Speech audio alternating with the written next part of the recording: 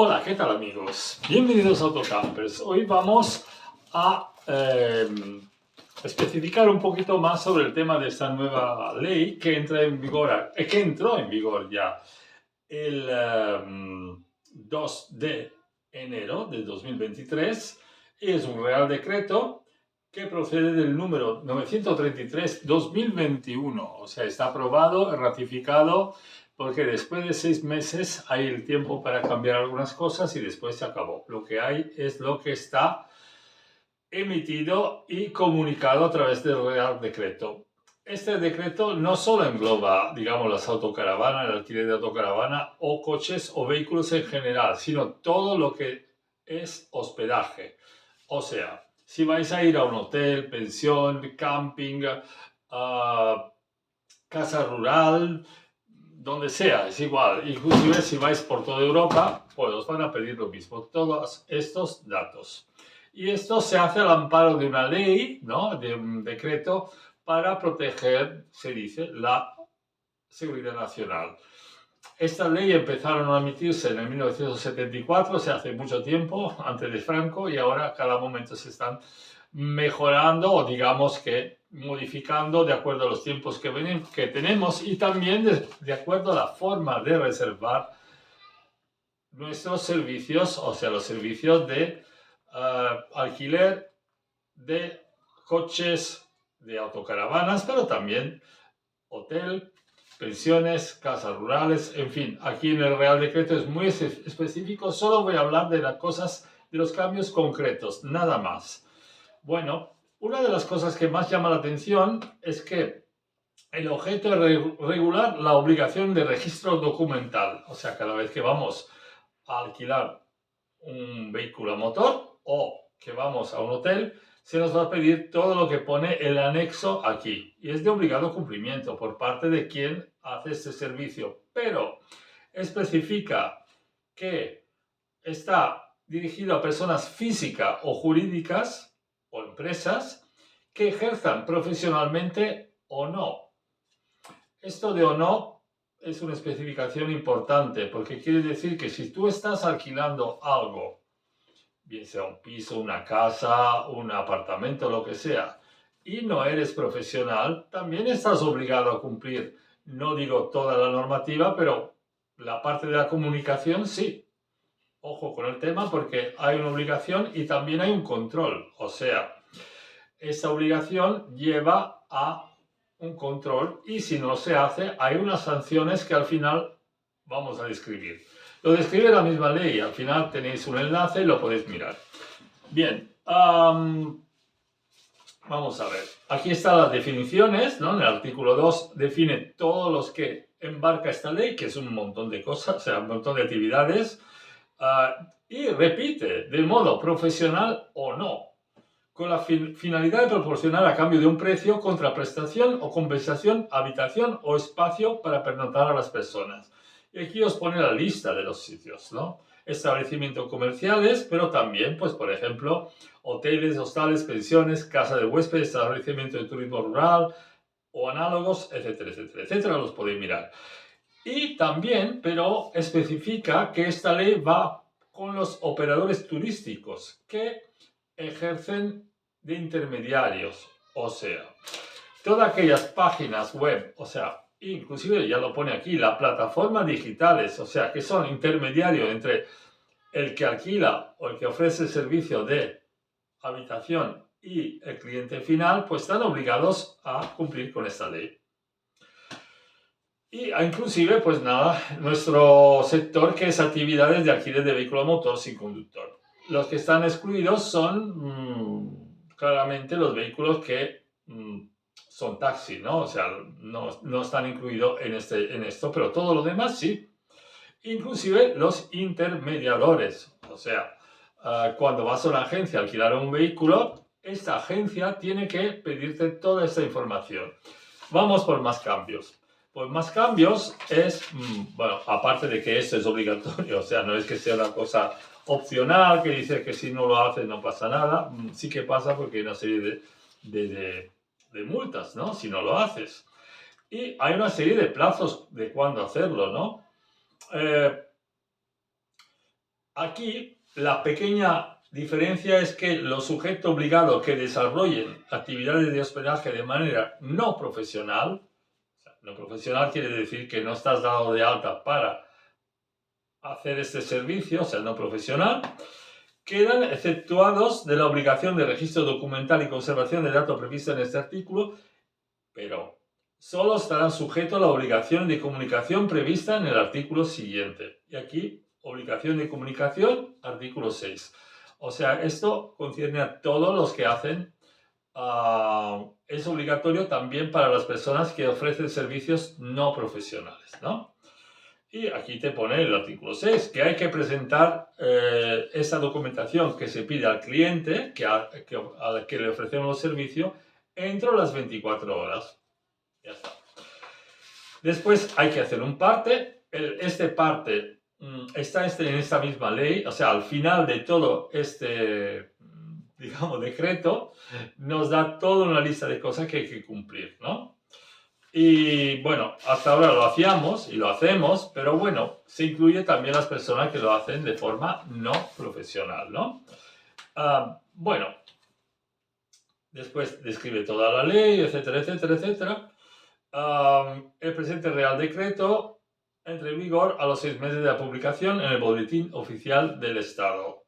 O sea, ya está en vigor, porque esto se escribió, o sea, se hizo en el 26 de octubre del 2021. Y se dio un tiempo para modificar si hacía falta, ¿no? Asimismo, se habilita al ministro de Interior para modificar por orden ministerial los anexos de este Real Decreto. Pero aquí al final dice, no obstante, las previsiones relativas a las obligaciones de comunicación producirán efecto a partir del 2 de enero. O sea, a partir del 2 de enero es obligatorio esto de comunicar los datos que nos pide este mismo Real Decreto, ¿no? Y si no lo hace, aquí te pone las infracciones y sanciones que son la carencia de registros documentales previsto en este Real Decreto es una infracción grave. O sea, infracciones pequeñas son pequeños errores, faltas, o sea, estamos obligados a pedir todos estos datos que pone al final de aquí, cuando pone el anexo, hay que pedirlo al cliente. Y algunos modificas que antes no se hacían. Por ejemplo, ahora hay que firmar. Si el cliente tiene que firmar, el que alquila, el que reserva, el que, digamos, va a un hotel, tiene que firmar una hoja de entrada, ¿no? Por lo menos lo que dice la ley. O sea, aquí está. A menos que se haya cambiado en el último momento, pero no me parece, pues eso parece que es así, vamos.